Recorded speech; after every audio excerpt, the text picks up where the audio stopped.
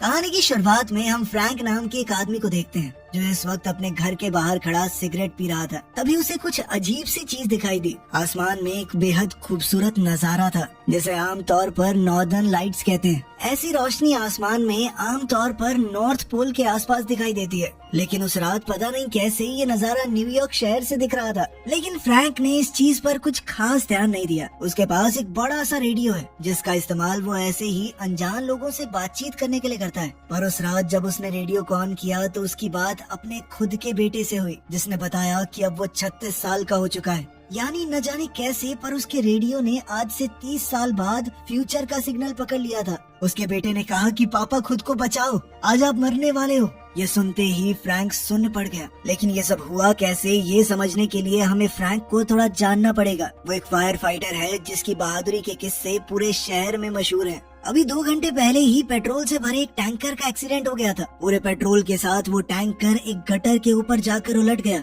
नीचे इस वक्त 2 इलेक्ट्रीशियन काम कर रहे थे। पेट्रोल नीचे टपकने लगा और बस एक छोटी सी चिंगारी से सब कुछ उड़ सकता है। तभी फायर फाइटर्स की एक टीम वहाँ पहुँची। उनके साथ ही फ्रैंक भी वहाँ आया। फ्रैंक ने अपनी जान जोखिम में डालकर दोनों इलेक्ट्रीशियंस को बचा लिया धमाका होने से सिर्फ कुछ देर पहले। फ्रैंक की बहादुरी के ये किस्से सुनकर कई औरतें उस पर फिदा थी। लेकिन फ्रैंक इस दुनिया में सिर्फ 2 लोगों से प्यार करता है, अपनी पत्नी जूलिया और बेटे जॉन से। जूलिया हॉस्पिटल में नर्स है जो अपने पेशेंट्स का ध्यान बिल्कुल वैसे ही रखती है मानो वो उसके परिवार का हिस्सा हो। तभी कहानी वापस वहीं पहुंची जहां से शुरुआत हुई थी। जिस रात आसमान रोशनी से भरा हुआ था और जॉन ने रेडियो चलाया, उसके ठीक 30 साल बाद आसमान में दोबारा से बिल्कुल वैसी ही रोशनी छा गई। अब जॉन का बेटा 36 साल का एक पुलिस डिटेक्टिव बन चुका है। वो मुजरिमों को पकड़ने में तो एक्सपर्ट था, लेकिन अपनी जिंदगी में थोड़ा उलझा हुआ था। उसकी गर्लफ्रेंड भी उसे छोड़कर चली गई क्योंकि वो अभी तक अपने बीते दुखों से बाहर ही नहीं आ पाया। दरअसल 30 साल पहले उसी रात को उसके पिता की मौत हो गई थी। जॉन तब सिर्फ 6 साल का था। फ्रैंक शहर के एक गोदाम में लगी आग को बुझाने गया था, लेकिन वापस सिर्फ उसका जला हुआ शरीर आया। उस दिन जॉन ने अपने पिता के साथ साथ सब कुछ खो दिया। 36 साल बाद आज तक उसे इस चीज का गम था।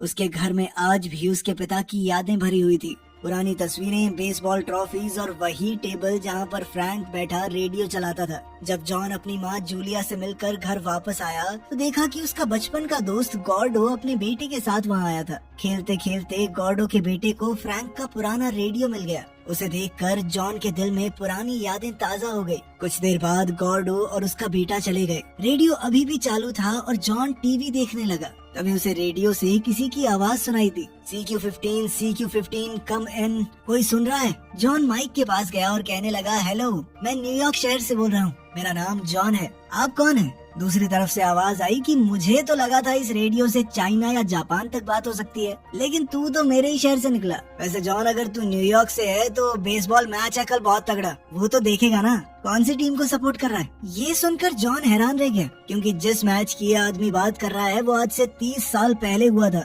उसने कहा कि तुम मजाक कर रहे हो क्या? मैं अब 30 साल पुराना मैच क्यों देखूंगा? कुछ पलों के लिए रेडियो बिल्कुल शांत हो गया। फिर जॉन ने कुछ अजीब सा सुना। वो आदमी अपने बेटे को कह रहा था, लिटिल चीफ। ये सुनते ही जॉन का दिल रुक गया। ये वही नाम है जिससे उसके पिता उसे बचपन में पुकारा करते थे। जॉन ने पूछा, वैसे तुम्हारा नाम क्या है? दूसरी तरफ से जवाब आया, फ्रैंक सुलिवन। ये सुनते ही जॉन का चेहरा सफेद पड़ गया। उसे लगा कि ये जरूर गॉर्डो का कोई मजाक है। उसने कहा कि गॉर्डो, ये बहुत ही बेकार जोक है, कल तुझे देख लूंगा मैं। लेकिन आवाज ने कहा, गॉर्डो मतलब मेरे पड़ोसी का लड़का? तुम्हें क्या मेरी आवाज बच्चे जैसी लग रही है? मैं सच में फ्रैंक सुलिवन बोल रहा हूँ, और तू मेरे पड़ोसी को भी जानता है, तो तू बता तू कौन है? लेकिन जॉन ने कहा कि बकवास बंद करो, फ्रैंक सुलिवन मेरे पिता का नाम है, वो 30 साल पहले मर चुके हैं। मैं उनका बेटा जॉन सुलिवन बोल रहा हूँ, उनके घर से, क्वींस, न्यूयॉर्क से। ये सुनकर दूसरी तरफ वाला आदमी बिल्कुल चुप हो गया। उसका चेहरा सामने आया और ये देखकर जॉन के होश उड़ गए। वो सच में फ्रैंक था,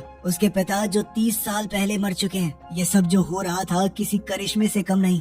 उस दिन दोनों फ्रैंक और जॉन ने एक ही समय में आसमान में वो चमक देखी थी। उसका रेडियो मानो जादू से 30 साल पहले कनेक्ट हो गया था। फ्रैंक और जॉन दोनों को ही ये यकीन करना बहुत मुश्किल लगा। घबराहट में फ्रैंक ने गलती से अपनी सिगरेट टेबल पर गिरा दी। सिगरेट एक जलने वाली चीज पर गिर गई और लकड़ी में आग लग गई। लेकिन फ्रैंक ने ये देखा और तुरंत आग बुझा दी। इसी दौरान 30 साल बाद जॉन उसी टेबल पर बैठा था, उसी रेडियो के साथ। अचानक उसके टेबल पर वही जलने का निशान उभर आया। ये देखकर जॉन हैरान रह गया। अब उसे समझ में आया कि वो सच में अपने पिता से बात कर रहा है। उसने कहा कि आपने टेबल जला दी ना, मैं देख सकता हूँ। ये सुनते ही फ्रैंक के पैरों तले जमीन खिसक गई। उसे लगा जैसे कोई उसके पास ही खड़ा उसका मजाक उड़ा रहा हो। वो रेडियो में चिल्लाया, सुनो तुम कौन हो, मेरे परिवार से दूर रहो वरना हड्डियां तोड़ दूंगा, समझे। इस पर जॉन ने कहा कि उसके लिए आपको जिंदा भी रहना पड़ेगा पापा, आप मरने वाले हो। जॉन ने बताया कि कल सुबह एक गोदाम में आग लगने वाली है, आप उसे बुझाने जाओगे और वहाँ मर जाओगे। फ्रैंक ने कहा कि क्या बकवास कर रहे हो तुम,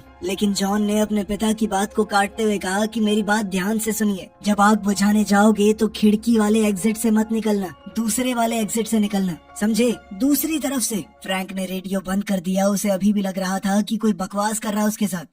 अगली सुबह जब फ्रैंक स्टेशन पर गया तो उसे खबर मिली कि गोदाम में सच में आग लग गई है। अब उसे रेडियो वाले आदमी की बात पर थोड़ा भरोसा हुआ। फ्रैंक और उसकी टीम साइट पर पहुंच गई। आग बहुत ज्यादा तेज थी। एक औरत दौड़ती हुई आई और रोते हुए कहा कि मेरी बेटी अंदर फंसी हुई है। फ्रैंक कुछ पल के लिए रुका, थोड़ा डरा हुआ कि शायद ये वही दिन है जब वो मर जाएगा, लेकिन फिर भी वो अपना फर्ज नहीं भूला। वो जैसे तैसे अंदर घुसा और ऊपर वाले फ्लोर पर पहुंचा। उसे लड़की बेहोश हालत में मिली। उसने उसे कंधे पर उठाया और खिड़की के पास ले गया। टीम सीढ़ी से वहां पहुंचने की कोशिश कर रही थी, लेकिन मैकेनिज्म फेल हो गया। तब फ्रैंक को जॉन की बात याद आई। वो तुरंत दूसरी साइड से भागा और वेंटिलेटर के रास्ते से निकल गया। अब 30 साल बाद वाले समय में जॉन एक बार में गॉर्डो और पुलिस ऑफिसर सैच के साथ बैठ गया। सैच फ्रैंक का पुराना दोस्त है। आज फ्रैंक की मौत को 30 साल बीत गए तो तीनों उसके बारे में बात कर रहे थे। जॉन अभी तक कल रात की रेडियो वाली घटना को सपना समझ रहा था। तभी अचानक उसके दिमाग में नई यादें बनने लगी, ऐसी यादें जिनके बारे में उसे कभी पता ही नहीं था। अपने पिता के साथ बिताए ऐसे पल जो उसने कभी जिए ही नहीं। अचानक ऐसी यादें उसके दिमाग में आने लगी मानो वो अपने पिता के साथ स्कूल जा रहा हो, साथ में खेल रहा हो, मानो फ्रैंक कभी मरा ही नहीं। अचानक जॉन के हाथ से ग्लास गिर गया। वो बोला कि मेरे पिता आग में नहीं मरे थे 30 साल पहले। ये सुनकर गॉर्डो और सैच हैरान हो गए। गॉर्डो ने कहा कि हाँ, हम जानते हैं, तुम्हारे पिता कैंसर से मरे थे 10 साल पहले। जॉन हैरान हो गया और फिर मुस्कुराया। उसे समझ में आया कि उसने सच में अपने पिता से बात की थी और फ्रैंक ने उसकी बात मान ली, इसीलिए वो आग से बच गया। अब उसके जहन में एक नई याद उभर आई। फ्रैंक एक चेन स्मोकर था। एक सिगरेट बुझती नहीं थी कि तभी दूसरी जला लेता। उसकी इसी आदत ने उसे आगे चलकर कैंसर दिया। बीते समय में फ्रैंक जलती हुई बिल्डिंग से लड़की को बचाकर निकला। उसे पता चला कि उसी कमरे में एक बड़ा धमाका हुआ है जहां वो पहले खड़ा था। अगर वो वहां होता तो आज मारा जाता।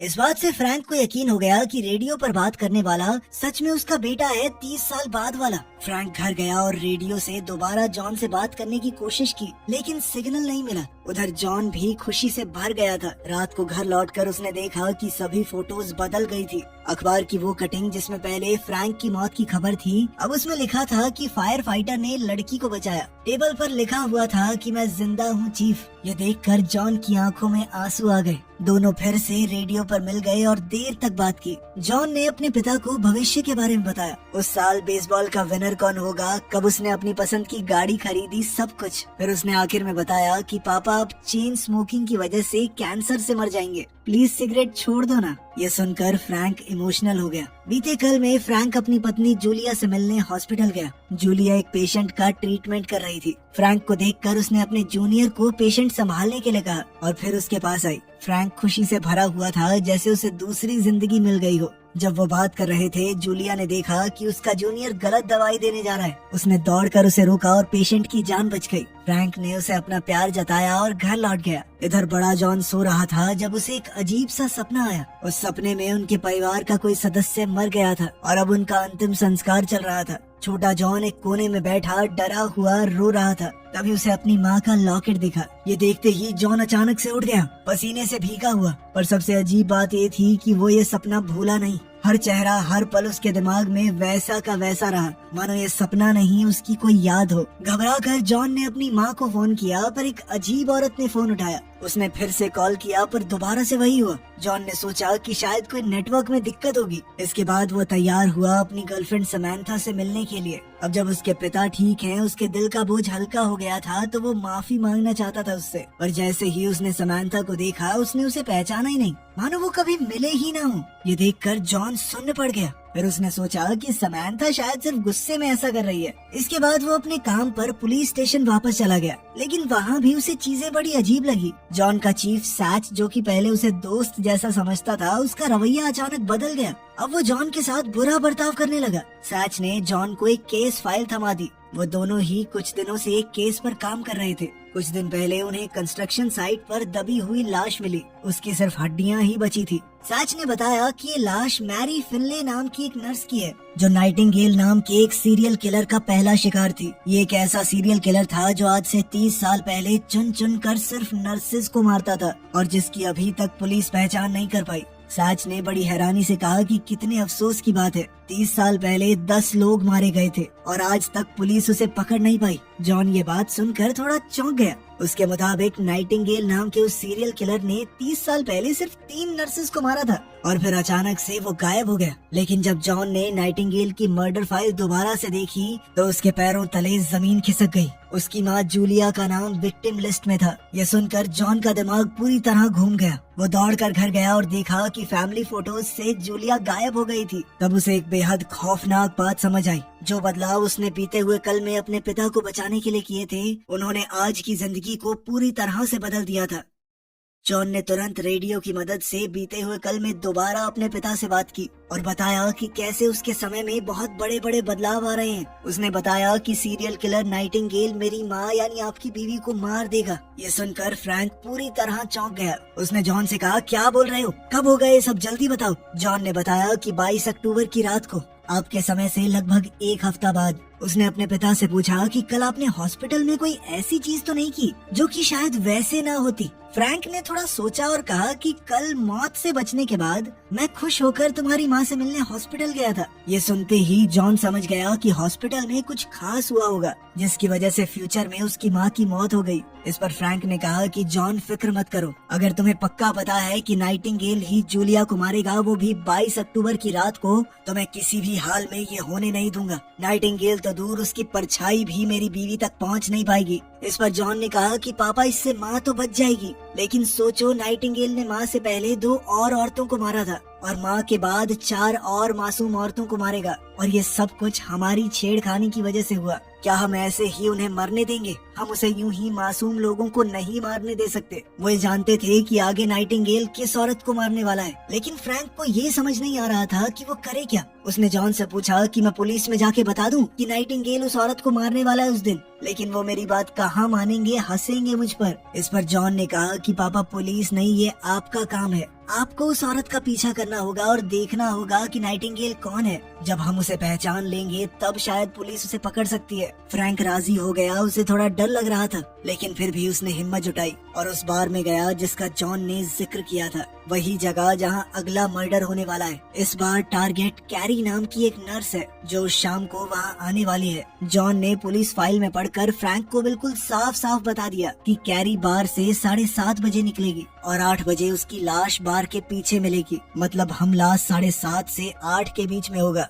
जॉन ने फ्रैंक को सख्ती से कहा कि जैसे ही कैरी बार से निकलेगी, उसके पीछे चलने वाले किसी भी शख्स पर नजर रखो और फिर तुरंत पुलिस को बुला लेना। फ्रैंक पहले से बार में बैठा था जब कैरी अपनी दोस्तों के साथ वहां आई। वो औरतें उसे देखकर पहचान गई। वो वही बहादुर फायर फाइटर है जिसने हाल ही में उस लड़की को बचाया था। वो तीनों इम्प्रेस हुई और घंटों तक उससे बातचीत करने लगी। इस बीच फ्रैंक को पता ही नहीं चला कि किलर नाइटिंगेल खामोशी से बार में बैठा उसे ही देख रहा था। नाइटिंगेल दरअसल वही आदमी था जो हॉस्पिटल में जूलिया का पेशेंट था। अब सब कुछ साफ हो गया। अगर जॉन ने टाइम पर दखल न दी होती तो फ्रैंक आग में मर गया होता और चीजें बिल्कुल वैसे ही हुई होती जैसी होनी चाहिए थी। जूलिया का ध्यान अचानक से न्यूज पर चला जाता और वो सब कुछ छोड़कर अपने पति के पास भागती और उसका जूनियर गलत दवाई देकर नाइटिंगेल को उस दिन मार देता। उसका किस्सा यहीं खत्म हो जाता, लेकिन अब वो आदमी बच गया। फ्रैंक जिंदा रहा। जूलिया हॉस्पिटल छोड़कर नहीं गई। फ्रैंक उसी वक्त उससे मिलने चला गया। इससे पहले कि वो डॉक्टर गलती करता, जूलिया ने उसे रोक दिया। यहीं से सारी मुसीबत शुरू हुई। नाइटिंगेल जिंदा बच गया और नर्सेज को मारना जारी रखा, लेकिन आज फ्रैंक ने अनजाने में नाइटिंगेल का प्लान खराब कर दिया। उसने कैरी को मारने नहीं दिया,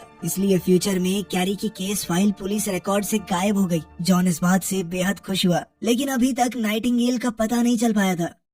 जॉन ने फ्रैंक को बताया कि अगला टारगेट सिसी क्लार्क नाम की एक नर्स है जो अपना काम करने के बाद नाइट क्लब में वेट्रेस का काम भी करती है। नाइटिंगेल उस रात उसे मारने की प्लानिंग कर रहा था। रात 2 बजे से 5 बजे के बीच में मर्डर होगा। फ्रैंक इस बारे में अब जान चुका था और जल्द ही वो बार में पहुंचा। सिसी वहीं थी और फ्रैंक अब 2 बजे तक इंतजार करता रहा। आखिर में जब बार बंद होने का टाइम हुआ तो सिसी ऊपर कपड़े बदलने गई। फ्रैंक भी बाथरूम में गया और उस पर नजर रखी। तभी अचानक किसी ने उस पर हमला कर दिया। वो नाइटिंगेल ही था। फ्रैंक ने लड़ने की कोशिश की पर नाइटिंगेल ने उसे बेहोश कर दिया। फिर उसने फ्रैंक का पर्स चुरा लिया, उसमें से ड्राइविंग लाइसेंस निकाला और भाग गया। जब फ्रैंक होश में आया तो वो तुरंत ऊपर दौड़कर सिसी को ढूंढने गया, पर तब तक नाइटिंगेल उसे मार चुका था। डर के मारे फ्रैंक घर आया और जॉन को बताया कि वो सिसी को बचाने में नाकाम रहा और नाइटिंगेल ने उसका ड्राइविंग लाइसेंस भी चुरा लिया है। उनकी हालत और खराब हो गई। अब भी वो लोग ये जानते नहीं थे कि आखिर नाइटिंगेल है कौन,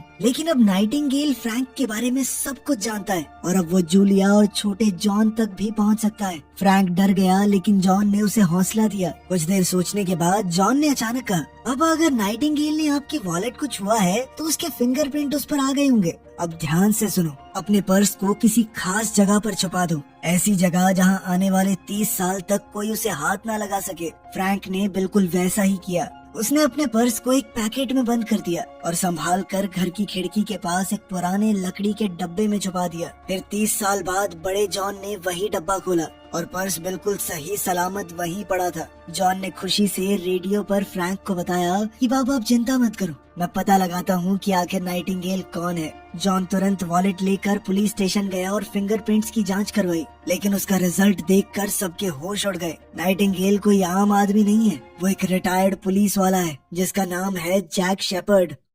जॉन ने जैक को ढूंढ लिया जो अभी भी जिंदा है और एक इज्जत भरी जिंदगी जी रहा है। अपने सारे पुराने कच्चे चिट्ठे छुपाकर जॉन ने उससे बात की और नाइटिंगेल के बारे में पूरी जानकारी लेने की कोशिश की। फिर वो घर गया और रेडियो के जरिए फ्रैंक से बात की। उसने फ्रैंक को बताया कि नाइटिंगेल का असली नाम जैक शेपर्ड है और वो एक पुलिस वाला था। जॉन ने सलाह दी कि पापा आप एक पब्लिक फोन से FBI को कॉल करो और उन्हें बताओ कि जैक वही सीरियल किलर है जिसके हाथ से सारी नर्सेज मारी गई हैं और हर एक खून के बाद वो उनके पास से कोई न कोई चीज रखता है, जैसे कोई लॉकेट या फिर कोई गहना। जॉन को उम्मीद है कि जब FBI जैक के घर पर रेड करेगी तो उन्हें सारे सबूत मिल जाएंगे और जैक हमेशा के लिए जेल चला जाएगा। लेकिन किस्मत उनके साथ नहीं थी। फ्रैंक कुछ कर पाता उससे पहले ही पुलिस चीफ सैच उसके घर पहुंच गया। जब फ्रैंक सिसी को बचाने गया था तब कुछ पड़ोसियों ने उसे वहां देख लिया था और सबसे बुरा तो ये हुआ कि जैक ने फ्रैंक का ड्राइविंग लाइसेंस सिसी की लाश के पास रख दिया और सैच को पूरा यकीन हो गया कि फ्रैंक ही सिसी का कातिल है,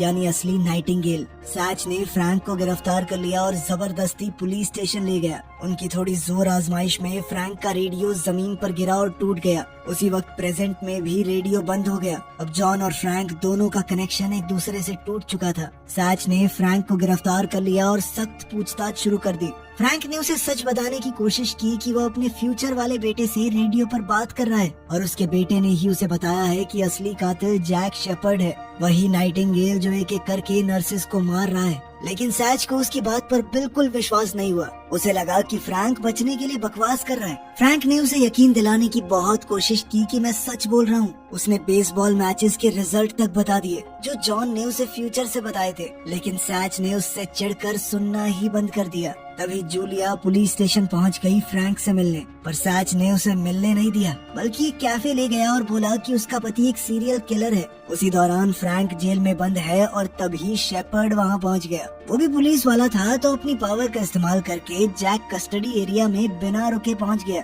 और सीधा फ्रैंक पर बंदूक तान दी। वो उसे वहीं उसी वक्त मारने वाला था, लेकिन तभी एक दूसरा ऑफिसर रूम में आ गया। जैक ने अपने इरादे छुपा लिए और बिल्कुल सीधा आदमी बन गया। वो उस ऑफिसर से बातचीत करते हुए उसके साथ ही बाहर निकल गया। फ्रैंक घबरा गया, उसे पता है कि जैक वापस आएगा। तभी उसकी नजर एक इलेक्ट्रिक वायर पर पड़ी। उसने उस वायर को अपनी जेल के लोहे के दरवाजे से जोड़ दिया और जैक का इंतजार करने लगा। कैफे में सैच जूलिया से बात कर रहा था कि तुम्हारा पति कातिल है। जूलिया ये सुनकर पूरी तरह टूट गई। और तभी सैच का ध्यान टीवी पर चल रहे बेसबॉल मैच पर गया और सब कुछ बिल्कुल वैसा ही हो रहा था जैसा फ्रैंक ने बताया था। ये देखकर सैच हैरान रह गया। उसे समझ आया कि पता नहीं कैसे लेकिन फ्रैंक सच बोल रहा है। उसी वक्त जैक वापस से फ्रैंक के सेल में घुस गया उसे मारने के लिए। जैसे ही उसने लोहे का दरवाजा छुआ उसे जबरदस्त बिजली का झटका लगा और वो वहीं बेहोश हो गया। फ्रैंक ने उसकी जेब की तलाशी ली और उसके लाइसेंस पे लिखा हुआ एड्रेस मिल गया। उसने पुलिस स्टेशन का फायर अलार्म चालू कर दिया, जिसके बाद पूरा एरिया पानी से भर गया और उस अफरा तफरी में वो वहाँ से भाग गया।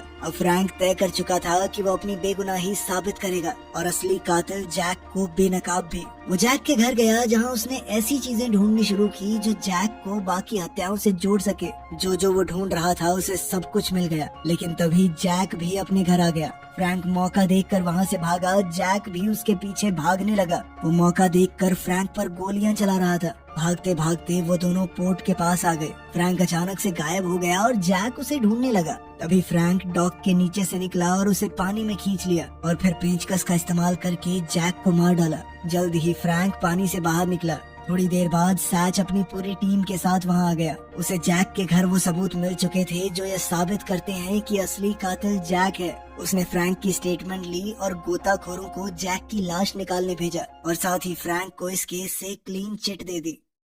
फ्रैंक अब घर गया, बिल्कुल सुकून से बैठा और अपने रेडियो को ठीक करने लगा। उसने टेबल पर सिगरेट का पैकेट देखा, उठाया और कचरे में फेंक दिया। उसने फैसला कर लिया था कि मैं ये कैंसर से तो नहीं मरने वाला। मैं किसी भी हाल में जूलिया और जॉन को अकेला नहीं छोड़ूंगा। फिर उसने रेडियो चालू किया। कनेक्शन वापस से लगा और फ्रैंक ने कहा कि सब ठीक है बेटा, जैक शेपर्ड मारा गया। लेकिन जॉन ने देखा कि प्रेजेंट में कुछ भी नहीं बदला। वहाँ तो अब भी फैमिली फोटोज से गायब है। वो फ्रैंक से बातचीत कर ही रहा था कि तभी किसी ने उसे मुक्का मारा और वो जमीन पर गिर गया। वो कोई और नहीं बल्कि आज के दिन का जैक था। वहीं फ्रैंक के ऊपर भी उस समय के जैक ने हमला कर दिया। उसने फ्रैंक को बेहोश कर दिया और सीधा जूलिया के कमरे में गया उसे मारने के लिए। तभी छोटा जॉन कमरे में आ गया। उसकी आवाज से जैक का ध्यान भटका और जूलिया ने उस पर हमला कर दिया। उसके चेहरे पर नाखून मार दिए। वही निशान तुरंत बूढ़े जैक के चेहरे पर भी आ गए। जैक ने जूलिया को मुक्का मारा, उसे बेहोश कर दिया और फिर छोटे जॉन को उठाकर ले जाने लगा। जब वो नीचे आया तो उसने देखा कि फ्रैंक बंदूक लिए उसके सामने खड़ा है। जैक ने उसके बेटे जॉन को आगे धकेल दिया और कहा कि बंदूक नीचे रख दे वरना इसकी गर्दन तोड़ दूंगा। ये सुनकर फ्रैंक मजबूरन बंदूक को नीचे करने लगा। अब जैक के हाथों फ्रैंक, जूलिया और छोटे जॉन की जान खतरे में थी और 30 साल बाद वाले समय में वो जॉन के सर पर बंदूक ताने खड़ा था। जैक जॉन को एक गोली में मिटा देने वाला था। तभी पास्ट में जूलिया ने जैक पर पीछे से हमला कर दिया, जिसके बाद फ्रैंक ने भी तुरंत बंदूक उठा ली। जैक ने मौका देखकर जूलिया को धक्का दिया और फ्रैंक पर झपटा, लेकिन फ्रैंक ने गोली चला दी जिससे जैक का हाथ उड़ गया और उसी पल आज के समय के जैक का हाथ गायब हो गया, क्योंकि हाथ तो वो 30 साल पहले खो चुका है। इस सब के बाद फ्रैंक, जूलिया और जॉन की जान खतरे से बाहर थी। उस पल के बाद से आज के दिन में सब कुछ बदलने लगा। घर, दीवारें, फोटोज, सब कुछ नया होने लगा। पर खतरा अभी पूरी तरह खत्म नहीं हुआ था। आज के समय के जैक के पास अब भी एक बंदूक थी। उसने जॉन पर निशाना लगाया पर किसी ने पहले ही गोली चला दी, जिसके बाद जैक हमेशा के लिए खत्म हो गया। गोली चलाने वाला कोई और नहीं बल्कि फ्रैंक है, जॉन का बाप। आखिरकार फ्रैंक इस समय में भी जिंदा है और साथ ही जूलिया भी। जॉन की गर्लफ्रेंड समांथा वापस उसकी जिंदगी में आ गई। शुरुआत में एक अजनबी के रूप में, लेकिन बाद में दोनों ने शादी कर ली और उनका एक प्यारा सा बेटा हुआ। वीडियो पसंद आई तो लाइक कर देना, चैनल को सब्सक्राइब कर लेना। मिलते हैं अगली वीडियो में।